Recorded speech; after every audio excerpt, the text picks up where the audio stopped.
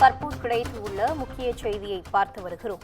கோவையில் மதுபோதையில் நடத்துனருடன் தகராறில் ஈடுபட்ட நபர் அதிர்ச்சியை ஏற்படுத்தும் காட்சிகள் வெளியாகியுள்ளது. பேருந்தை சாலையோரம் நிறுத்தி போதை ஆசாமியை கீழே இறக்கிவிட முயன்றபோது நடத்துனரை தாக்கிய வீடியோ வைரலாகி வருகின்றன. அண்மை செய்தியாக பார்த்து வருகிறோம்.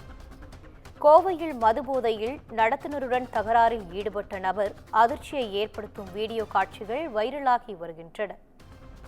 அண்மை செய்தியாக பார்த்து வருகிறோம். சொகுசு பேருந்தில் ஏறிய பயணி தான் சொன்ன இடத்தில் பேருந்தை ஏன் நிறுத்தவில்லை என கூறி நடத்துனருடன் தகராறில் ஈடுபட்டு வந்துள்ளார்.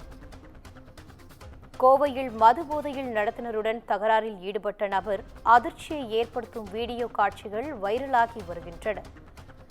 சொகுசு பேருந்தில் ஏறிய பயணி தான் சொன்ன இடத்தில் பேருந்தை ஏன் நிறுத்தவில்லை என கூறி நடத்துனருடன் தகராறில் ஈடுபட்டு வந்திருக்கிறார். தற்போது கிடைத்துள்ள முக்கிய செய்தியாக பார்த்து வருகிறோம்.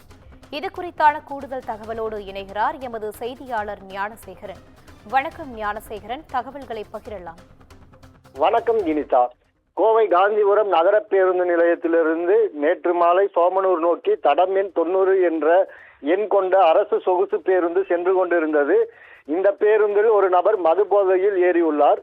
பேருந்து லட்சுமி மில் சிக்னலை தாண்டி சென்றபோது அடுத்த நிறுத்தமான எஸ்ஓ பங்க் பகுதியில் பேருந்தை நிறுத்தும்படி அந்த நபர் நடத்துனரிடம் வாக்குவாதத்தில் ஈடுபட்டுள்ளார்.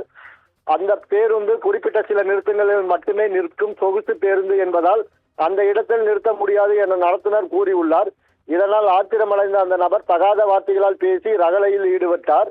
ரகளை முற்றியதால் ஓட்டுநர் பேருந்தை சாலையோரம் நிறுத்தினார். அப்பொழுது அந்த போதை ஆசாமி பேருந்தில் இருந்து கீழே இறங்க முயற்சி செய்தனர். அவர் நடத்துனரை தாக்கி கைகலப்பில் ஈடுபட்டார். பேருந்தில் நடந்த இந்த அத்துமீறல்கள் அங்கிருந்த பயணி ஒருவர் தனது செல்போனில் வீடியோ பதிவு செய்துள்ளார்.